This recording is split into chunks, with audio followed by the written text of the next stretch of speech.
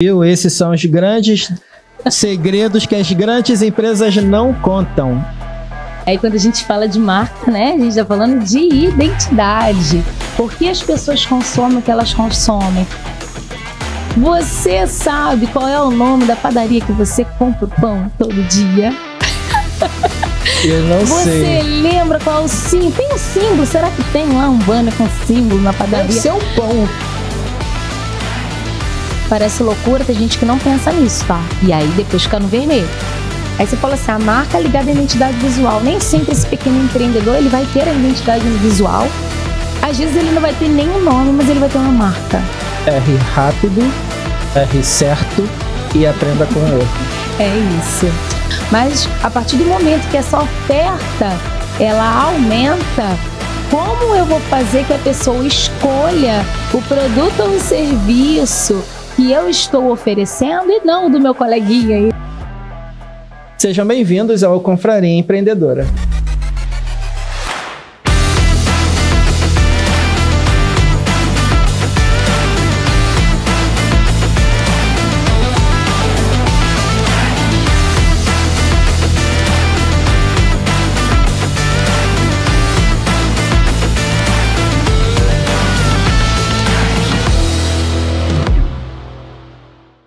E hoje nós temos aí o nosso primeiro episódio, onde vamos falar, nessa história toda, né, nesse podcast todo, nós vamos falar muito sobre empreendedorismo, vendas, marketing, branding, financeiro, RH. E a nossa ideia aqui, o nosso conceito principal é realmente fazer com que você, empreendedor, você, empreendedora, você que tem sua vontade, né, de desenvolver seu projeto, sua empresa, seu negócio, trabalhar por conta própria e fazer essa economia girar, também tem aí esse suporte, né, em informação, em dicas, porque a gente realmente aprende com um caminho que os outros empreendedores, que grandes conhecedores, né, podem nos ajudar. E hoje, especialmente hoje, nós vamos começar falando de branding, de marca, de estrutura de marca, como você consegue desenvolver a sua marca. Nosso bate-papo ali vai ser sempre assim, com um tema específico e trazendo pessoas relevantes aí para dissertar sobre esses assuntos. E hoje, como eu já falei, pessoas realmente relevantes. Professora Natália Rocha, doutora em Comunicação Social pela UERJ, coordenadora de curso de Publicidade e Propaganda na Unesa. Tudo bom, Natália? Tudo bom, Anderson. É um prazer e uma responsabilidade ser a primeira convidada para falar de um tema tão importante e às vezes tão confuso, tão complexo quanto marca, né? Quando a gente fala de branding, vem de brand, que em inglês quer dizer marca. Eu espero poder contribuir aí um pouquinho. Profissional relevante, agradeço, fico honrada, mas contribuir um pouquinho dentro da minha experiência, com os projetos sociais, com os alunos, com a sala de aula, com os projetos aí da minha caminhada acadêmica e de mercado para o desenvolvimento dos empreendedores, principalmente da nossa região. Perfeito. Com certeza vai ajudar bastante, principalmente porque é um tema, como você falou, bem complexo, né? Como é que a gente pode pensar em fazer com que o nosso negócio seja marcante para o consumidor final, para o público em geral, de uma maneira geral? Como é que aquela latinha vermelha, né, aquela garrafinha vermelha, ela afeta tanto a nossa vida hoje, que está em todos os lares no mundo inteiro, ou então aquele aparelhinho, né, que tem aquela maçãzinha mordida ali também, faz tanta gente esperar aqueles dias de lançamento para poder ser o primeiro, né, a conseguir ter um aparelho daquele. Então, assim, é realmente um assunto bem relevante que vai fazer diferença mesmo na trajetória aí de diversos empresários. E, antes disso, me fale um pouquinho sobre a sua trajetória. Claro, falo sim. Eu tenho um pouquinho mais de 10 anos na academia, eu sou formada em Comunicação Social pela PUC Rio, com habilitação em Publicidade e Propaganda. Sou mestre em comunicação social também pela PUC-Rio, com uma pesquisa dentro da área de consumo e identidade. Então, consumo e identidade. E aí, quando a gente fala de marca, né, a gente está falando de identidade. Por que as pessoas consomem o que elas consomem? Tem uma questão cultural importante. E é por esse caminho que eu vou tentar levar hoje.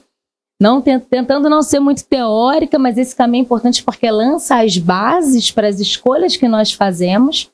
Eu consumo identidade, o doutorado que eu fiz pela UERJ, terminei em 2000, e agora eu perdi tanto tempo. 2019, tem 5 anos aí já, um pouquinho mais. Sou professora também dos cursos de comunicação social, dos cursos de marketing, dos cursos de administração e design, ou seja, essas áreas afins. Já há 10 anos também atuando como professora na área acadêmica. Eu confesso que essa área me jogou dentro de uma bolha e tem tempo assim que eu não vou diretamente para o mercado, mas eu não deixo de estar ali na relação com o mercado, porque eu trago os empreendedores para dentro dos nossos laboratórios, para dentro da sala de aula, para não ficar aquela coisa só aquilo que eu aprendi na teoria. A gente precisa aprender e viver no dia a dia. Então, a minha experiência hoje com o mercado é essa ligação que eu faço da sala de aula com os empreendedores que eu trago ali para dentro do ambiente universitário, que é o que a gente chama de extensão universitária. Essa ligação nossa com o mundo lá fora, com o mundo para além dos muros da universidade. Perfeito. E isso é muito importante, né? Principalmente na formação dos novos profissionais, como também, né, nessa ligação até dos próprios empresários, para que eles possam poder fazer perguntas como essa que eu vou te fazer agora. Muita gente confunde branding com identidade visual. Isso a gente vê aí em vários níveis, não só pequenas empresas, mas também a gente vê grandes profissionais que têm essa dificuldade de entender que, na verdade, aquela logo que ele está fazendo, ela é só uma das etapas de um branding perfeito. Exato. A gente vive num sistema capitalista e dentro desse sistema a principal atividade nossa, aquilo que movimenta, que a gente chama de economia, a utilização dos recursos, é o comércio, ou seja, a venda de bens e de serviços. Para a economia acontecer, alguém precisa vender, alguém precisa comprar. E aí não é, né? Nem assim, preciso dizer o quanto hoje a gente tem de oferta de bens e de serviços ao alcance ali de nossas mãos, diante dos nossos olhos. E aí a escolha vai ficando cada vez mais difícil, porque você imagina que há muitos anos, há décadas atrás, a oferta era menor, então não havia uma necessidade de tornar marcante, você falou marca, tornar marcante, exato, de diferenciar a partir de um símbolo, a partir de um nome, mas a partir do momento que essa oferta, ela aumenta, como eu vou fazer que a pessoa escolha o produto ou o serviço que eu estou oferecendo e não o do meu coleguinha, e não o do outro que é o meu concorrente? E aí, nesse sentido, a marca é importante, tal como se fazia para marcar o gado, é aquilo que diferenciava o que era de um dono ou de outro. A marca também trabalha essa questão da diferenciação.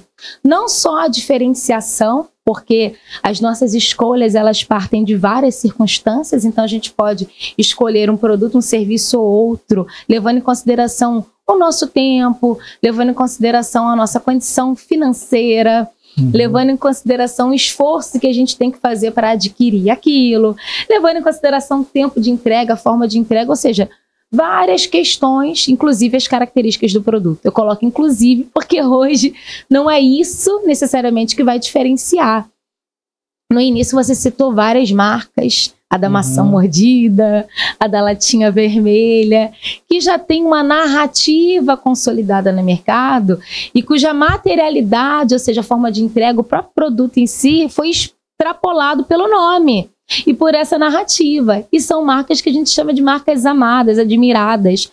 Mas e no nosso dia a dia, antes? Aí eu te pergunto, você sabe qual é o nome da padaria que você compra o pão todo dia?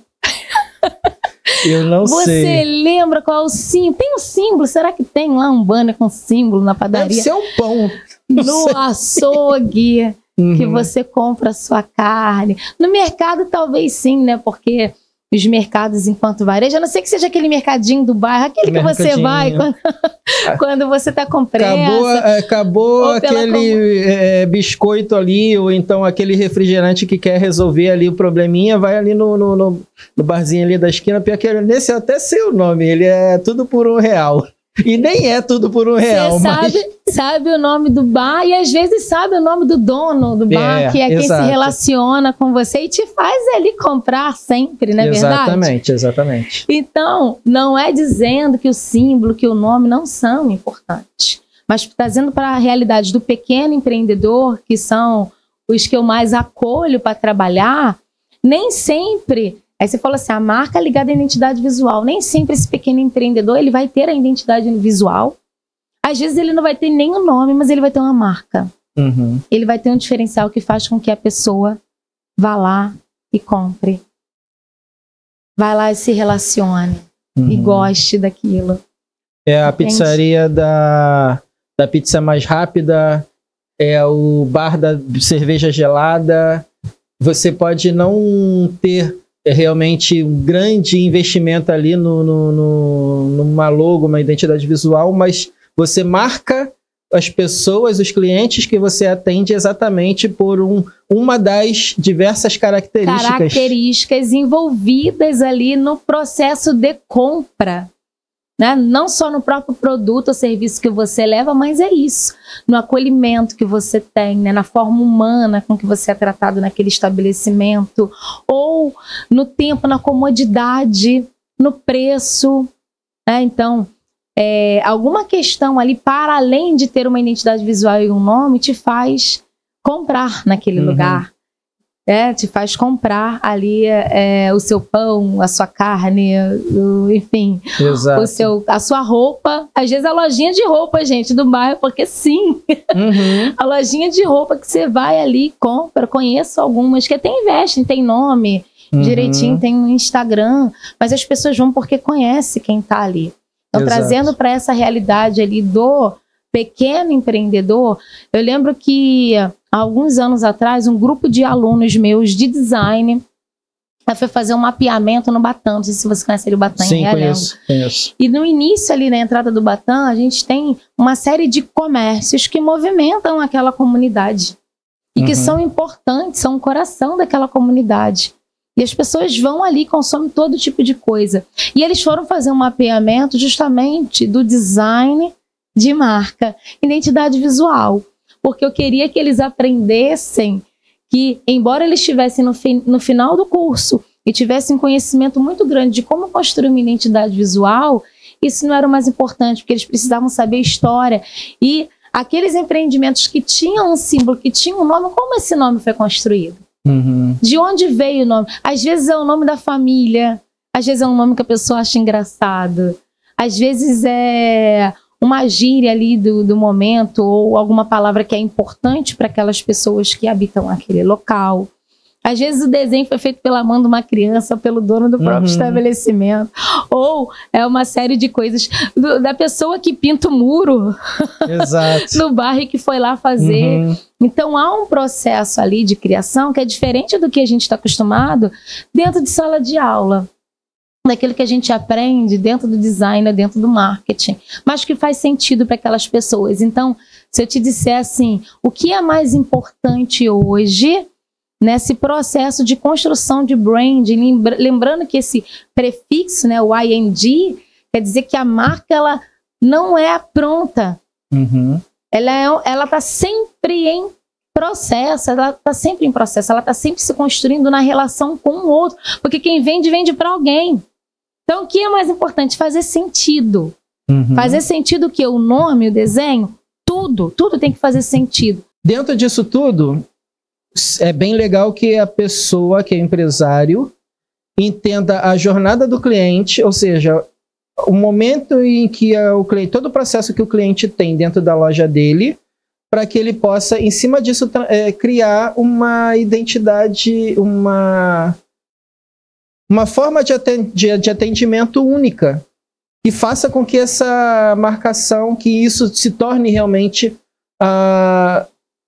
como o cliente entende ou como o cliente vê aquela marca.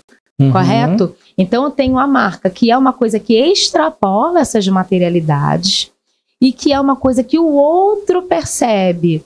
Ou seja, percebe, sente, imagina e pensa sobre aquilo daquela forma.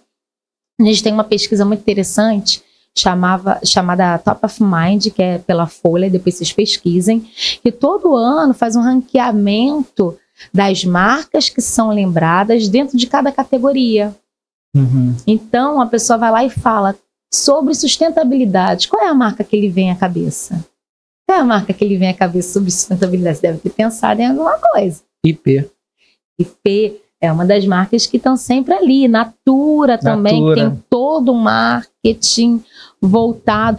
Quando eu falo todo o marketing, é a seleção do produto, é a narrativa daquele produto, é a venda, é o processo de fabricação daquele produto. Então, toda essa materialidade, ela vai dar os projetos sociais que são feitos de inclusão, ela vai dar sustentabilidade, vai sustentação à narrativa da marca, ao símbolo, ao nome. Então, e aí trazendo para a realidade dos pequenos empreendedores, há pouco tempo também eu fiz um workshop com um grupo de empreendedores, alguns até eram líderes religiosos, e aí que eu percebi, as pessoas às vezes elas querem empreender e elas não têm noção nem do que elas querem vender. Ou seja, elas não têm noção, não conseguiram pensar na cartela de produtos ou serviços que elas vão oferecer. Aí fica difícil. Você entende? Então, assim, eu posso pensar no nome, no símbolo correto, mas o que você vai oferecer? Então, eu quero abrir no meu bairro, vamos pegar a padaria, que eu tô falando da padaria, eu quero abrir uma padaria, legal, né? Quase todo mundo é hábito do brasileiro comer ali o seu pãozinho de manhã, tomar o seu cafezinho. Beleza, quero abrir uma padaria. Tem várias coisas que eu preciso pensar. O que eu vou oferecer nessa padaria? Eu vou vender só pão? Eu vou vender pão e doce? Eu vou colocar outros produtos da mesa do brasileiro? Tem padaria que vende arroz, vende feijão, que vende açúcar. Tem padaria que vende só o pão. Tem padaria que é especializada em doce. A gente tem uma padaria aqui na nossa região que ela tem um nome e que as pessoas vão lá para comprar coisas gostosas quando você tem aquele café da manhã especial. O pessoal lá é craque. É craque, né? Perto de casa agora, um pequenininho abriram uma cafeteria para que a pessoa vai quando ela quer fazer uma reuniãozinha importante, ou então tá flertando com alguém, vamos tomar um café. Aí vai tomar o café naquela padaria que tem um ambiente todo ornamentado para ser diferente, uma luzinha especial, um cardápio diferenciado também, porque aí coloca ali outros doces, né? A gente chama de gourmet, embora seja uma palavra que virou tá assim, sendo clichê. Utilizando a torta direita. Mas é isso, vou abrir mas que tipo de padaria? O que você vai oferecer na sua padaria? Você vai, à noite você vai vender pizza? Tem uma, eu tô falando assim porque tem uma lá que era isso, de dia vendia o pão, à noite vendia pizza. Vai vender salgado também, é perto de uma escola, vai vender, né, uns salgados, uns sanduíches para quem não quer almoçar. Então você tem que pensar naquilo que o mercado precisa e naquilo que você quer oferecer, porque isso também tem que casar, tá, gente? Às vezes a gente quer oferecer uma coisa que o mercado não está precisando. Exato. Então, entender e ouvir a real, a dificuldade de definir a cartela de produto. Falando de padaria, posso falar de manicure, posso falar do barbeiro, gente. Barbearia, que tem aos montes. Onde eu moro, tem 5 no mesmo pedaço de rua. Entendeu? Mas assim, o que você vai oferecer? Você vai oferecer só o corte de cabelo e a barba? Você vai fazer unha também? Às vezes, né? Os homens estão ficando mais vaidosos, vai fazer unha, você vai oferecer um chopp dentro da barbearia, vai vender camisa dentro da barbearia. Então, assim, beleza, qual é a cartela de produtos que você vai oferecer que se encaixa com aquilo que aquele mercado na região que você vai oferecer está precisando? Então, tem essa dificuldade. Natália, isso é marketing, não é brand, faz parte. Porque quando a gente está falando de branding, a gente está falando de uma junção que vai tocar em todo o processo de marketing. Exato. Porque não é separado. Você decidir qual é o tipo de produto e qual a forma de abordagem que você vai dar a esse produto, você vai definir exatamente qual a estratégia. O que vai ser a sua marca, o que vai te marcar. Então, você tem que selecionar o produto da mesma forma que você tem que selecionar o preço, porque o preço vai marcar o que a gente chama de posicionamento também. Porque se a minha padaria é chique para a pessoa ir lá, tomar um cafezinho, uma reuniãozinha de negócios, o preço vai ser um pouquinho mais alto. Exato. Não só pelos produtos, mas porque o preço, ele traduz valor. Valor não é monetário, é aquilo que a pessoa percebe. Marca não é aquilo que a pessoa percebe. Então, se entre o meu copo d'água e o seu copo d'água e o meu tá um pouquinho mais caro, olha lá, a pessoa percebe que não, tá mais caro porque deve ter ali uma coisa interessante nessa água. Ou nesse copo. Exatamente. Correto? Então, o preço, outra coisa que as pessoas têm muita dificuldade. Como é que eu vou definir preço? Eu faço o quê? Eu pego o meu custo e coloco uma margem de lucro? Isso é um dos maiores erros de marketing. Principalmente das pequenas empresas que ainda não entenderam como se posiciona, se fabrica, se cria preço, né? Porque não é só simplesmente você pegar, fazer o cálculo de custo, você tem que entender também da sua concorrência, você tem que entender do tipo de público que você vai estar atendendo. Então, é uma variável que, inclusive, depois eu vou pensar na possibilidade de trazer uma pessoa aqui para poder fazer esse destrinchar, discussão, né? Sobre precificação. Precificação. Gente. Precificação. Por quê? Ok, dentro do marketing precisa que a precificação ela cubra meus custos. E parece loucura, tem gente que não pensa nisso, tá? E aí depois fica no vermelho.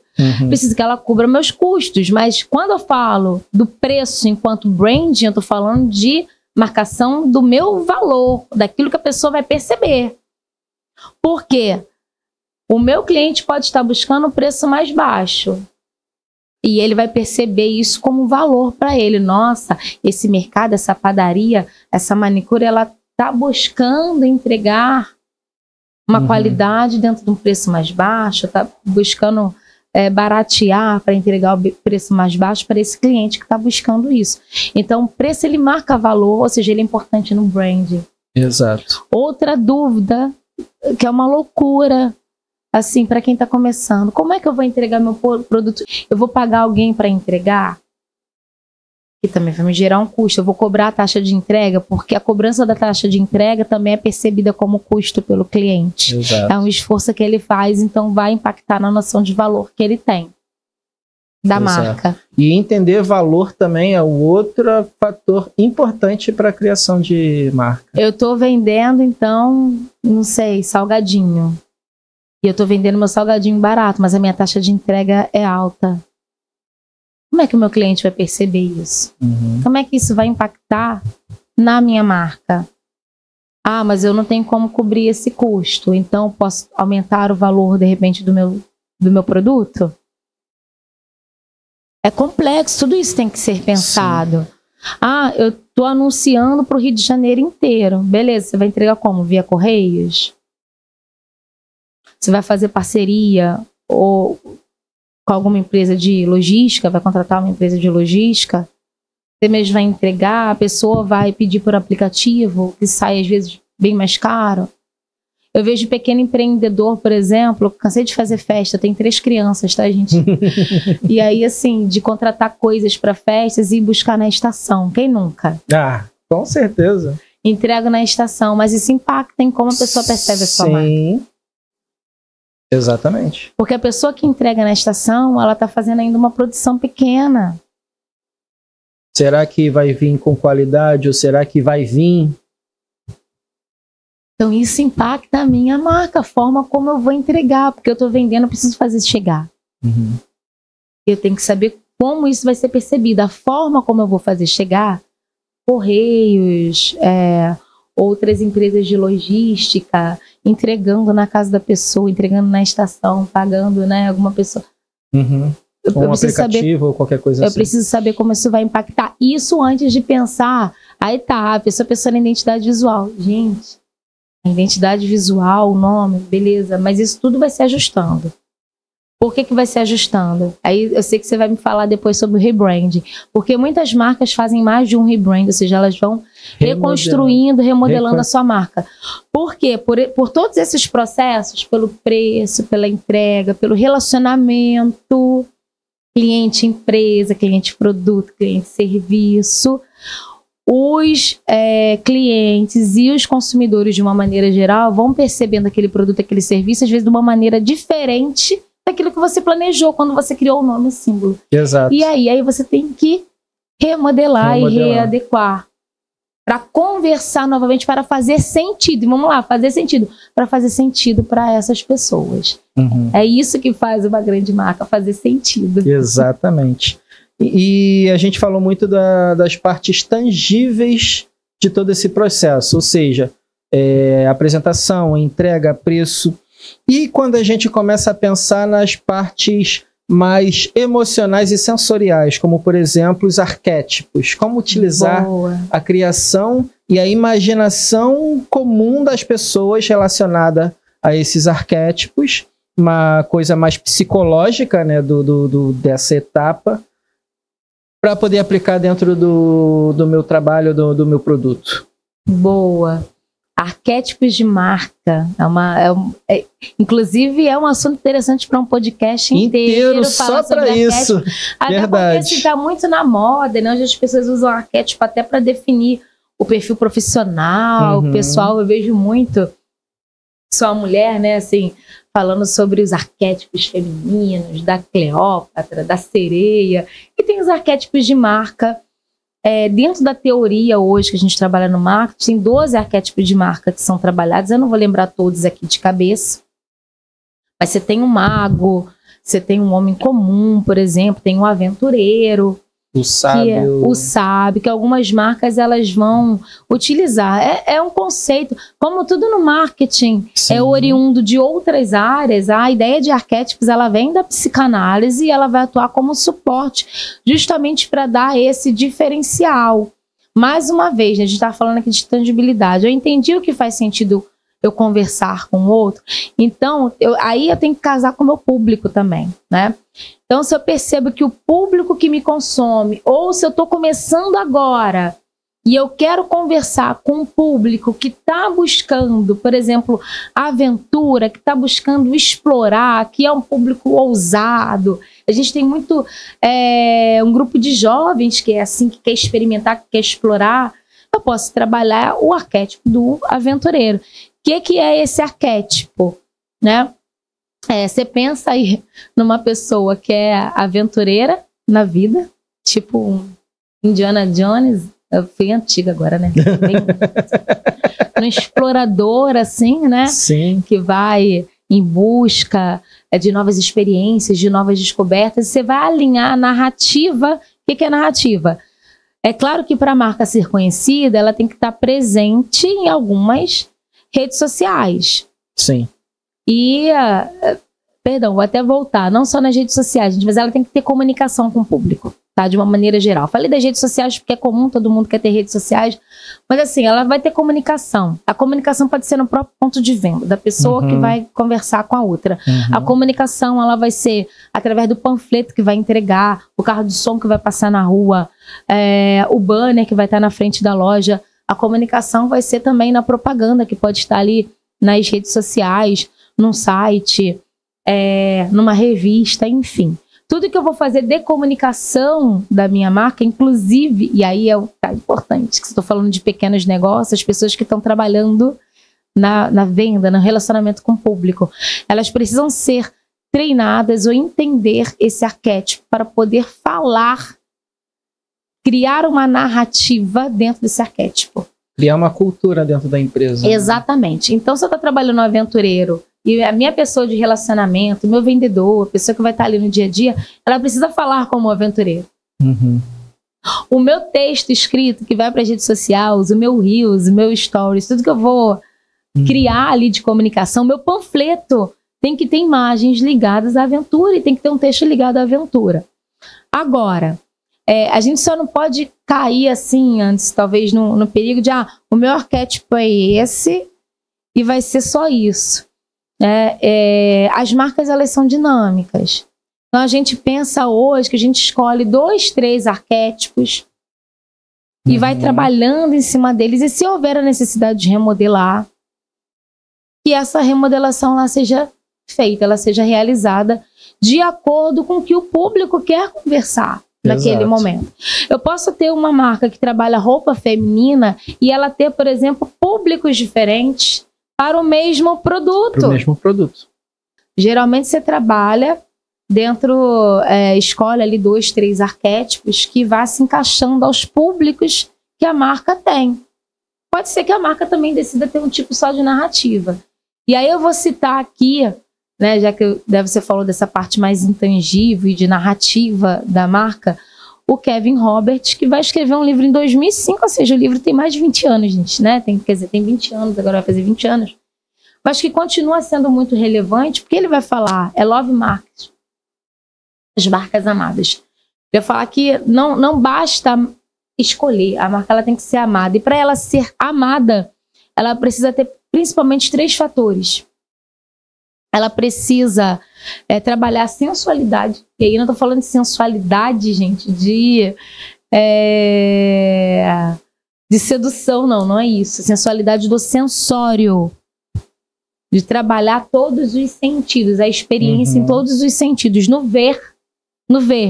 E aí no ver eu estou falando das imagens, dos símbolos, da cartela de cores que eu escolho, por exemplo, para representar aquela marca. Exato.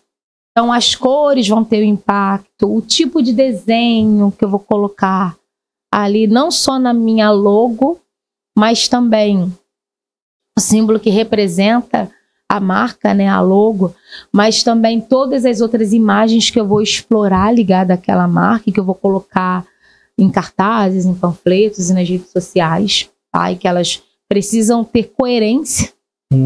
Elas precisam não ser exatamente iguais, mas ter coerência para a pessoa poder identificar, olhar e identificar. Mas não só o visual, tá, gente? Não só a parte visual, mas também, a audição. A gente hoje fala de sound branding. Tem um grande caso de rebranding antigo, né? lá para 2011, 2010, que foi o metrô. Que era super quadradão, né? E aí o metrô vai explorar essa proximidade, trabalhando as cores, trabalhando as curvas e trabalhando o sound brand com aquela musiquinha. Quem não conhece? E aí, eu pensando hoje, né? Você imagina o desespero de jovens quando não escutam aquela musiquinha da Netflix, Netflix demais, né? Então, não, assim, mas nossa época tinha o videogame, que a gente tentava, o PlayStation, quando a gente tentava utilizar o videogame e ficava esperando a musiquinha do videogame funcionar. Exato. Ou seja, tá na nossa memória afetiva também. O afeto, as emoções. Como é que você trabalha a emoção? Sensório. Sensório. Principalmente trabalhando a audição. Gente, o paladar. Mas o paladar só para comida? Não só para comida, eu posso associar. O nosso cérebro, ele trabalha por associação. E se a gente começa a associar a marca a um gosto, a pessoa... Então, se eu associo... Aí, assim, vou dar um exemplo meio bobo, mas se eu associo a minha marca, pode ser uma marca de tecnologia, a um doce, por exemplo, a pessoa vai consumir aquele doce, ela vai lembrar da minha marca. Exatamente. É a mesma tese que, por exemplo, quando você tem aquelas comidas afetivas que lembra dos avós, lembra de repente um momento em que viveu, ou um cheiro que lembra de uma pessoa. Cheiro, gente, cheiro de carro novo, que todo mundo gosta. Eu lembro do cheiro dos papéis. Agora com os filhos eu fico relembrando isso, né? Quando chegava o material escolar, novinho, cheiro de material escolar. Melissa vai ser uma marca que vai trabalhar, né? Vai ser pioneira em trabalhar o cheiro como uma marca, né? Como algo que é diferencial na marca. Que é o cheirinho ali da sandália. Então, e hoje temos empresas especializadas só em produzir um cheiro específico da marca, e aquela que não tem, porque eu estou falando do pequeno empreendedor. Eu não vou produzir meu cheiro específico, mas você pode pegar um aroma e associar esse aroma na sua marca. Então ele vai na embalagem que vai chegar para a pessoa. Viu? Esses são os grandes segredos que as grandes empresas não contam. Eles trabalham o cheiro do seu produto. O cheiro do produto, é óbvio. Então, eu tô falando lá da loja de roupa, a roupa vai chegar lá e eu comprei um aromazinho, pedi para alguém produzir. Hoje, assim, é fácil encontrar, tá, gente? Pedi para alguém produzir aquele aromazinho, que seja um aroma de morango. Não, minhas roupas vão todas com um aromazinho de morango. E vai chegar para a pessoa vai começar a associar. Então, é o cheiro que vai na embalagem do produto, é o cheiro que vai na loja. Você entra na loja, a loja de perfume já tem um cheiro, mas qualquer loja, até a própria padaria que tem um cheirinho de pão. Pipoqueira, gente. Você vai dizer, a gente faz pipoca em casa, não fica com o mesmo cheiro, não, né? Fica. Não fica. O pipoqueiro faz isso, né? Então... Esse é o segredo que eu quero descobrir, que até hoje o pipoqueiro nenhum me contou. Eu quero descobrir. O pipoqueiro, a sala de cinema. Então, olha como a gente vai trabalhando. Então, ele fala sensualidade. Sensualidade que é trabalhar o sensual, o sensório, para trabalhar o afeto. Gerar memória afetiva, associação, memória. A gente vai memorizando e a gente vai pensando. Lembrando daquela marca. A marca se torna memorável. Não só a partir daquilo que a gente vê a cor e reconhece. A gente vê a tipografia, a letra e reconhece. Mas também... A música, as músicas ou os sons ligados àquela marca, o cheiro ligado, o gosto, ou outro lugar, por exemplo, em que você tem uma climatização mais fria, né, aquele ar-condicionado e o ambiente escuro, né, e eu já fui numa também que era metalizado. Gente, isso também te gera memória, te gera sensações, trabalha a sensualidade. O toque, aquilo que você sente naquele espaço. Então ele fala da sensualidade, ele fala de intimidade. A intimidade já tem a ver com essa questão da empatia, de contar uma história. E aí, sugestão já de outro podcast. Mais falar um de tema. Storytelling. Contar uma história bem contada, né? Somos suscetíveis. E a pergunta que eu vou fazer, na verdade, ela junta um pouquinho essa storytelling com rebranding. Porque não sei se você chegou a acompanhar o rebranding da Jaguar, que foi até polêmica e tudo mais, que aconteceu principalmente a mudança dos veículos a motor, né, a combustão, para os veículos elétricos. Então, ela realmente movimentou toda uma comunidade por conta de um rebranding mais impactante. Porque ela foi contar uma nova história. Ela utilizou dessa reposicionamento para poder contar uma nova história. Isso a gente mesmo, pequenas empresas também, a gente pode beber dessa fonte, né? De repente, se achar que em algum momento o negócio não está desandando, começar a contar novas histórias para poder fazer com que a gente possa reanimar ou reativar o nosso negócio, né? Tem um livro, Anderson, que eu li na época da graduação, que é de uma pessoa assim, renomada dentro da publicidade brasileira, que é o Stalimir Vieira. Procurem depois, né? Vale a pena. Ele até já fala assim, estava envolvido em algumas polêmicas recentemente. Mas ele é um grande nome da publicidade, tá? O Stalimir. Eu li um livro dele na época da minha graduação. Não faz tanto tempo não, tá? Se chamava O que o coração não vê, os olhos não sentem. Ele pegava o ditado, que os olhos não sentem, o coração não vê, e mandava. O que o coração não vê... Perdão. O ditado é: o que os olhos não veem, o coração não sente. Isso. E aí ele colocava: o que o coração não sente, os olhos não veem. E aí eu lembro, olha como isso me marcou, né? E ele começava falando da avó dele, que gostava de chimarrão, e ele estava com a avó e tocou uma propaganda no rádio, falando sobre o melhor chimarrão da região. E a avó dele falou: mentira, já provei, não é isso não. Olha só como é que é interessante, né? Quando você falou assim, para as pequenas empresas também, principalmente os pequenos empreendedores, que às vezes não tem nem a identidade visual ali pronta, e que vão realmente testando, porque não vai contratar um designer, um publicitário para fazer, então ali no dia a dia tendo que lidar, tendo que, como é que fala? Trocar a roda com o carro andando. Sobrevivendo no dia a dia. Essa eu acho que todo empreendedor conhece. E tá ali, né? Gente, é isso mesmo. É testar e ver o que dá certo. É claro que uma marca multinacional, ela não vai poder, né? Ela não vai ter a mesma liberdade, digamos assim, de ficar testando. Até porque acontece, você falou da Jaguar, mas a gente teve a polêmica do Twitter também, quando se transforma em X ali, em X. Sim. E pro bem e pro mal, né? Pro bem e pro mal, porque você pode ter um público fiel àquela história, àquela narrativa, aquele símbolo, que não vai gostar nada da mudança. Que pode, inclusive, fazer com que a marca desande mesmo, ou não, ou pode dar muito certo.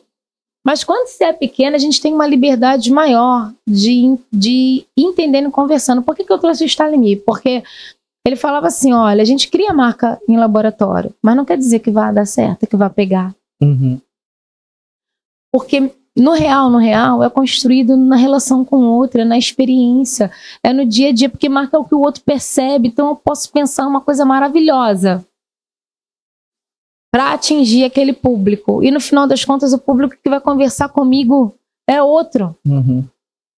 E aí você tem duas opções. Ou você recria a marca, ou a história, ou você se adapta à história, dependendo do público que você atendeu e se ele realmente é lucrativo ou não. Exatamente. Quantas empresas queriam se posicionar como marca de luxo e não pegou, né? De marca ligada a status e não pegou. Ou já teve que se reposicionar para um público chamado classe C. Mas quantas outras também não começaram? Há pouco tempo eu trabalhei o caso do Kenner, né? Sim. Começa com uma marca que é super popular. E aí, por um motivo ou por outro, isso acaba virando um símbolo de status em algum sentido. E aí você precisa conversar com esse público de outra maneira. Havaianas.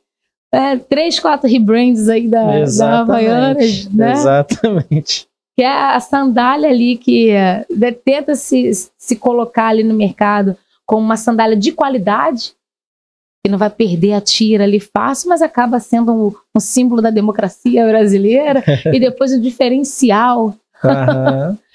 Então, por isso que não tem uma fórmula, sabe? Que tem que ser assim. É claro, teoricamente, a gente tem ali dicas, tem técnicas que a gente pode utilizar, mas é muito dia a dia, e é essa conversa com o outro. É isso, alguém quer vender e alguém quer comprar. Eu preciso casar as duas coisas. Sim. Em tudo. Né? Branding é processo. Então, quantas vezes eu tiver que, de repente, adequar a minha narrativa ou refazer toda a minha narrativa. A gente tem um mercado aqui na Zona Oeste. Quando eu falo Zona Oeste, é Zona Oeste pobre, tá, gente? Posso falar assim, Zona Oeste pobre. Tô falando de Barra, não. Eu moro aqui em Campo Grande. Tem um mercado aqui que está se espalhando. Eu acho muito incrível que o slogan deles é o tempo todo com você. E eles sustentam isso porque eles ficam abertos de 7 da manhã até meia-noite. É o tempo todo. Daqui a pouco vai estar 24 horas também. E aí é sábado, domingo e feriado. Não vou aqui tocar em outras questões não, tá, gente? Só tô falando como é que eles vão casando a proposta deles com aquilo que eles entregam, né, no horário de funcionamento, mas também no tipo de relação que eles vão criando com o público. E aí é claro que para expandir é interessante que eles tenham uma identidade visual, e eles têm uma identidade visual que sugere o movimento. Você reparou, na logo ali sugere o movimento. E você tem um nome que sugere algo que é grande, que vai expandir mesmo. Né? Então, assim, as coisas têm que casar. Exato. Tem que casar. As cores que você vai escolher, né? A tipografia que você vai escolher. Isso aí a gente pode fazer um curso, pode fazer também aí outros podcasts, mas o nome que você vai colocar. Mas assim, no geral, dicas que seja algo fácil das pessoas falarem, pronunciarem e memorizarem. Uhum. Que seja algo que faça sentido também para o segmento de mercado e para as pessoas que vão ser possíveis clientes ali, que vão consumir o produto. Tem algumas questões, vocês estudem depois, na internet é fácil achar teoria das cores. A gente vê, por exemplo, que serviços que querem passar seriedade, educação, seguro, vamos utilizar muito a cor azul, que traz a questão da segurança e da calma. Produtos e serviços ligados à sustentabilidade ainda vão explorar muito a cor verde. Cores ligadas à natureza. Quando você quer passar urgência, rapidez, você vai usar ainda o vermelho. O roxo está muito ligado à ousadia, à criatividade. O laranja, trabalhando muito a questão da amizade. Hoje estou de laranja, amigável, assim. Então, assim, as cores que vai escolher, você tem ali a psicologia das cores, os nomes, sejam nomes curtos e que façam sentido e que sejam fáceis de pronunciar, e procure também na internet se não tem, né, outros nomes iguais para... Até porque depois, se quiser expandir a marca, esse é um cuidado que se deve ter. Registro de marca. Fazer a procura lá no INPI, se a marca já é registrada ou não, se aquele nome tem... Ou pelo menos procura no Instagram, procura se tem site com aquele nome, né? Porque isso é importante. Então, assim, tem dicas gerais, mas o que importa é que a pessoa ela vá construindo com esse cliente, que ela tenha muita consciência, porque isso é importante. A maior parte dos nossos empreendedores, principalmente os pequenos empreendedores, são empreendedores por necessidade. Ou seja, eles precisam empreender para sobreviver. Não é um empreendimento de oportunidade a pessoa que teve ali um tempo e teve recursos. Infelizmente, assim, né? Recursos para pesquisar o mercado, para entender o mercado. Então, é realmente eu trocar a roda do carro com o carro andando. Sim. Então, vá fazendo ali dentro do seu processo algo que faça sentido. Selecione bem o seu produto, selecione bem o seu público e procure conversar com o seu público para entender qual é o linguajar dele, o que faz sentido, o que é importante, o que toca, afeta emoção, que é aquilo que afeta, aquilo que toca o outro. O que toca.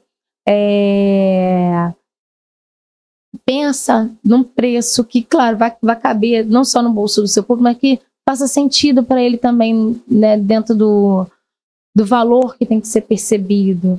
Esse público ele gosta de pagar um pouco a mais porque quer se sentir importante consumindo aqui. Ou não, é um público que está procurando preço. Tenta entregar dentro daquilo que é conveniente, que é importante para o público para receber. Né? E aí depois já para identidade visual, pensa nas cores que causam, no som que causa, no cheiro que causa, porque identidade, eu estou falando de identidade de uma maneira geral e na identidade visual que é mais ligada à visão, né? Perfeito. E para terminar, nós temos um quadro que se chama O Futuro é Agora. O futuro é agora. Dentro de todo esse conceito de branding e tudo mais, o que você vê que a gente pode tentar prever o futuro, que seria importante para os empreendedores observarem essa mudança e adaptar e trazer isso para a realidade, para sair à frente da concorrência. Boa. É sempre importante para o empreendedor esse processo de pesquisa e de entendimento no marketing, a gente chama de macroambiente de marketing, ou seja, o que é que está acontecendo no cenário político, no cenário econômico, no cenário social, no cenário cultural, no cenário ambiental, porque isso nos impacta. A gente não tem controle, o empreendedor ele não tem controle sobre esses cenários, mas esses cenários nos impactam. E aí eu vou falar assim, futuro. A gente vive hoje um momento de policrise. A gente tem uma crise ambiental, a gente tem uma crise social, uma crise política, uma crise econômica. O próprio empreendedor já tem uma crise existencial para poder trabalhar. um cenário de policrise. O nosso modelo econômico, eu comecei o podcast falando, vivemos de um modelo capitalista e a nossa economia gira em torno da compra e da venda. Só que esse modelo também tem crise. Aliás, vive em crise, né? Mas é um modelo que está em crise, que está se remodelando. Por quê? Porque ele depende dos recursos que são escassos. Então, se você me falar assim, o que acontece hoje, que vai se acentuar no futuro, mas que já está acontecendo hoje, a necessidade de pensar que tudo que eu não empreendo sozinho. E por mais que o meu negócio seja dentro da minha casa e seja para as pessoas do meu bairro, esse impacto, ele é ambiental, ele é social. Então, o que vem para o futuro? Hoje, as empresas que têm capital aberto, ou seja, que têm ações na bolsa, elas precisam demonstrar todos os anos que elas têm o que a gente chama de responsabilidade socioambiental. Elas precisam trabalhar uma agenda de inclusão, de diversidade, de baixo impacto ambiental, de melhorias naquilo que elas já impactaram no meio ambiente. Por quê? Porque o futuro é escassez de recursos ou melhor utilização dos recursos. Melhor utilização dos recursos e a questão da inclusão social também. De entender que a gente vive uma diversidade, e essa diversidade ela precisa ser representada não só em quem consome, mas em quem produz. Então, quais são as pautas? ESG, né? Sim. Meio ambiente, o social, as pessoas. Quem é que precisa vender, precisa comprar? As pessoas. A gente não pode esquecer das pessoas. E o G, que é de governança, ética nas relações. A gente viveu uma era de muitos escândalos com relação à falta de ética, né? A fraude,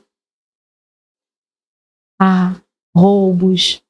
Então, o que eles precisam trabalhar? Precisam trabalhar a governança, a ética, sobretudo a ética, precisam trabalhar a inclusão, a diversidade, o social. Ninguém prospera numa ilha no meio da miséria. Se a gente pega a Agenda 2030, a gente já está em 2025, falta 5 anos para a Agenda 2030. Depois vocês procurem também. O primeiro objetivo é a erradicação da fome. O nosso modelo, novamente, é de venda e compra. É interdependente. Sim. As pessoas precisam preocupar e o público está cada vez mais crítico e atento para as grandes e para as pequenas empresas. Não é à toa que a maior parte dos cancelamentos... eu vou tocar onde vocês conhecem. A maior parte dos cancelamentos justamente acontecem, cancelamento e boicote a empresas acontecem por quê? Porque um escândalo ligado ao racismo, à homofobia, à misoginia. Há temas que realmente são sensíveis à sociedade. Ao impacto ambiental negativo. Então, a empresa que está usando de trabalho escravo. Exato. Aquela que maltratou o funcionário ou o cliente pela cor da pele, pela religião. Gente, é só pesquisar assim, tá cheio na internet. Exato. Desses casos. Então, o que é importante que acontece hoje que só vai acentuar? É ficar atento a isso. Ficar atento que a gente vive numa sociedade e por mais que eu empreenda aqui no meu bairro, no meu estado, ou nacionalmente, internacionalmente, eu lido ali com pessoas que são diversas. Diversas. Tá, mas eu tenho uma loja de roupa, eu tenho os meus princípios, eu tenho as minhas verdades, mas você lida com todo tipo de público. E se você for intolerante religioso, se for misógino, homofóbico, racista, você vai lidar em algum momento com pessoas. Não, exatamente. vai lidar com as sanções. inclusive legais. Exato. Ligadas a esse tipo de atitude. Eu tô falando de pessoas, mas do meio ambiente também. Quantas e quantas coisas que ficavam encobertas, né, de utilização inapropriada dos recursos, de descarte inapropriado dos recursos. Exato. Então é ficar de olho nessa integração, nessa simbiose, nesse entrelaçamento entre aquilo que eu estou fazendo e como isso afeta o mundo, o meio ambiente e as pessoas. Trabalhando sempre com honestidade, com ética e com responsabilidade financeira. Pegando os pequenos empreendimentos que às vezes fecham porque não sabem gerir a parte financeira. E é isso. E assim a gente encerra o nosso primeiro episódio. Foi uma verdadeira aula dessa professora, doutora. E eu já te agradeço desde já pela sua presença, pela sua disponibilidade, pelo seu tempo. Teremos muito trabalho a fazer. Então, eu conto mesmo também com você para que a gente possa divulgar ao máximo essa nossa mensagem também de empreendedorismo, de fazer com que essas pequenas empresas entendam, essas pessoas entendam que elas podem ter um sucesso financeiro e fazendo o certo, né? Vivendo da forma correta o empreendedorismo, né? Aprendendo, entendendo, se relacionando bem, divulgando bem, enfim, e é isso. Eu que agradeço. E não ter medo. Não ter medo de errar. E talvez uma das questões assim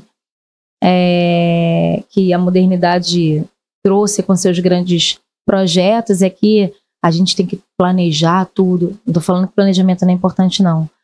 Mas assim, a gente tem que passar muito tempo planejando e pesquisando, investindo grandes recursos, porque a gente não pode errar.